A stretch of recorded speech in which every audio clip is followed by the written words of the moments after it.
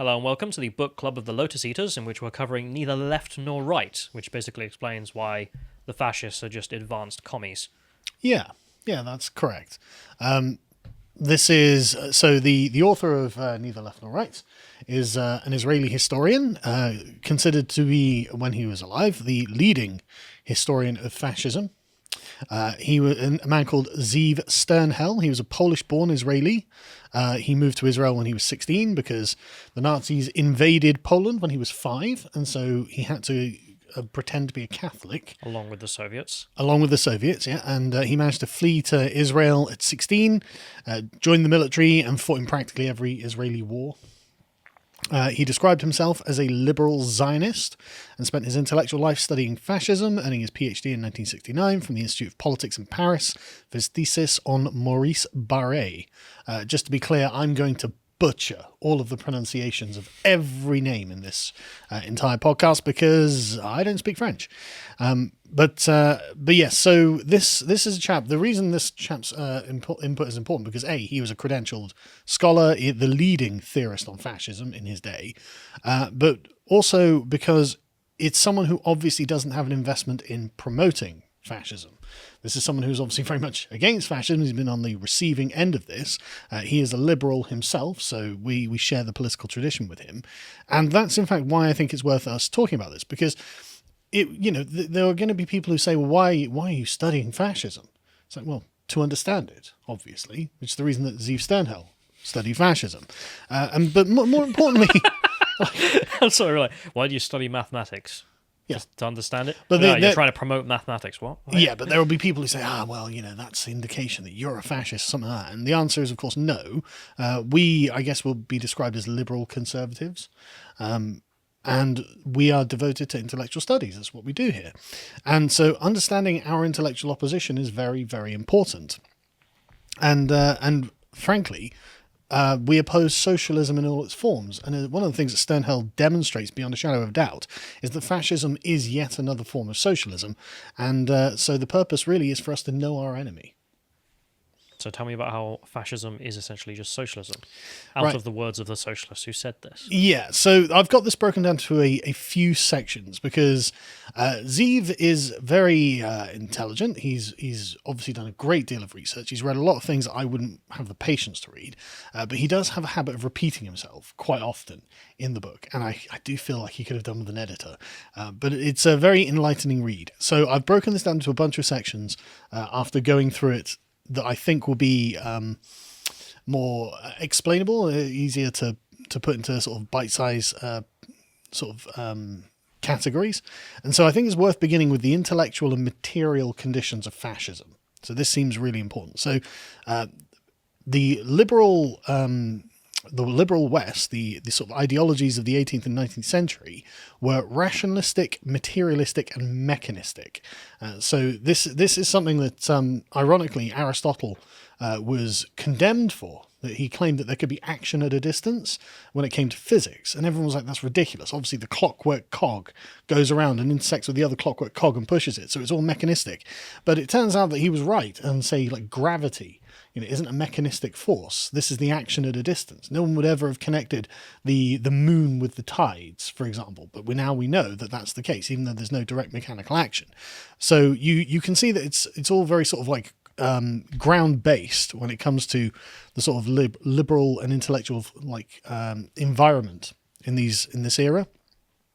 And you had something at the beginning of the 20th century that's called the positivist movement. Now, this is a movement against the notion of metaphysics itself. Metaphysics being that which we essentially project onto reality. Right? As human beings, we project sort of ideological constructs onto reality, and we call that our metaphysics. So what we see underpinning the world. So, a proletariat.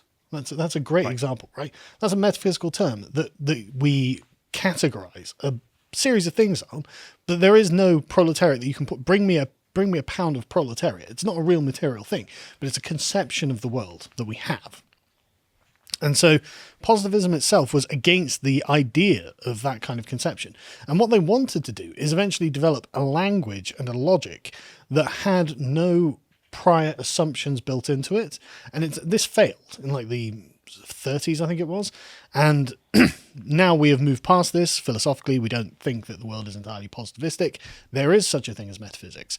But this in the early 20th century was a very powerful and seductive way of viewing the world, and it was born out of science. So this fully comes out of the idea that everything can be explained by science.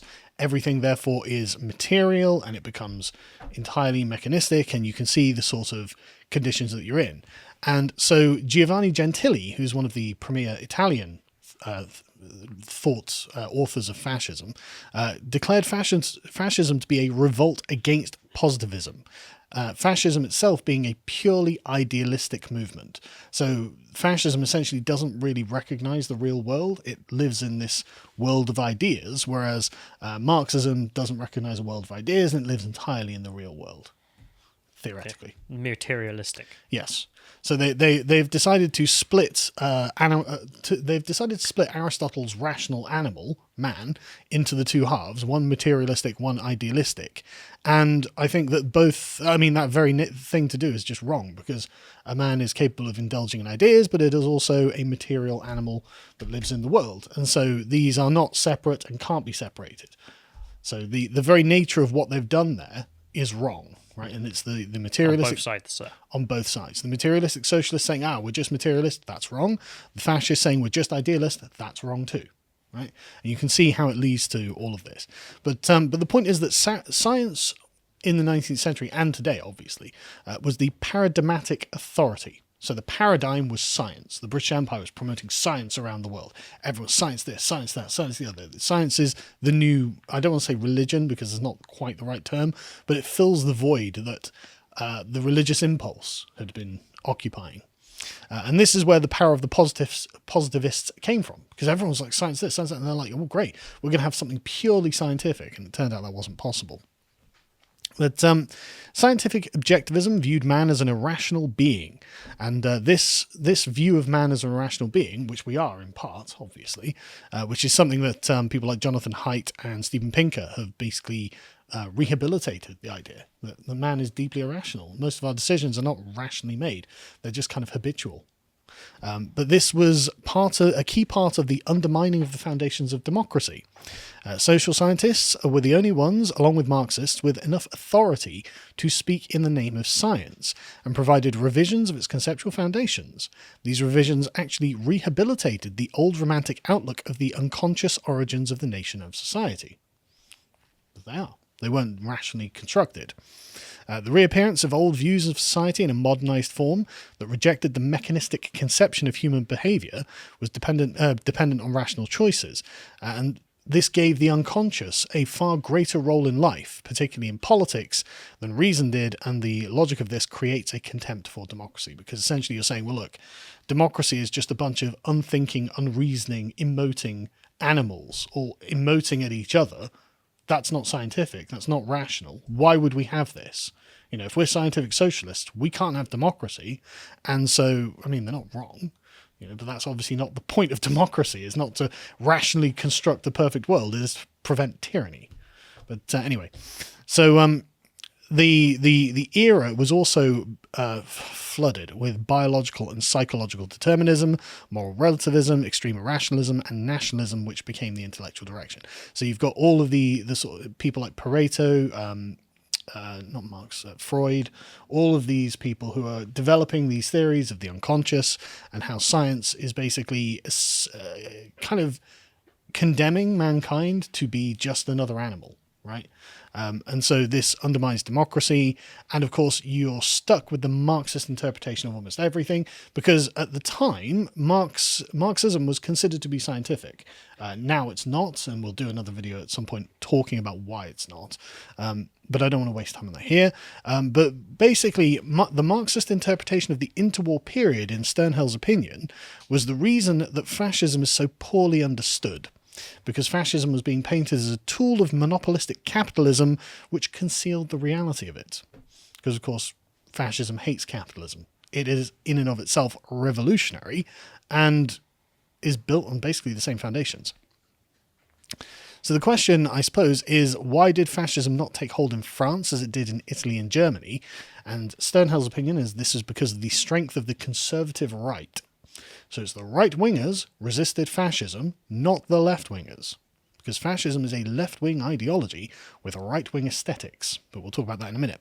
The reason he thought this was the case, because France didn't lose World War One. Not that we're going to say France won World War One, obviously.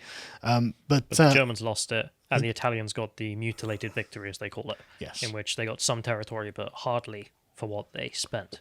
And there's no glory. And the point of the glory is the reinforcement of the moral legitimacy of the order as well. Say that, look, we resisted a giant war, we won the war, therefore we must have been doing something right, therefore we can take heart in what we've done. But yes, so Italy and Germany didn't get that. This is Sternhell's view that this is why fascism took such strong root. Nor did Austria. Yeah. And not just that as well. Also in France, democracy, not universal suffrage as we know, obviously, but the form of democracy at the time was considered to be, as he says, an inseparable part of the collective consciousness of the French because of the French Revolution. For hundreds of years, they've had this idea that they should be, the humanistic, universal values. But this is actually quite a foreign innovation to the French and Germans. The Italians and Germans. They don't have a long tradition of liberal democracy. In fact, Napoleon's invasion of Germany kind of put a lot of Germans off of the idea of the Enlightenment altogether. They were not impressed with what they had found. And another condition that Sternhell gives is the remarkably high standard of French fascist literature and thought. Outside of Giovanni Gentili, he thought it was the best in Europe. The French are brilliant fascist thinkers. And to be fair, right, after reading a bunch of this stuff, they actually were really high-quality thinkers. There's no getting around it. I hate to give a compliment to the French, especially French socialists, but... yeah, it's nonsense, but it's high-quality thought, let's say. It's internally consistent. Yeah, it's internally consistent nonsense. To watch the full video, please become a premium member at lotuseaters.com.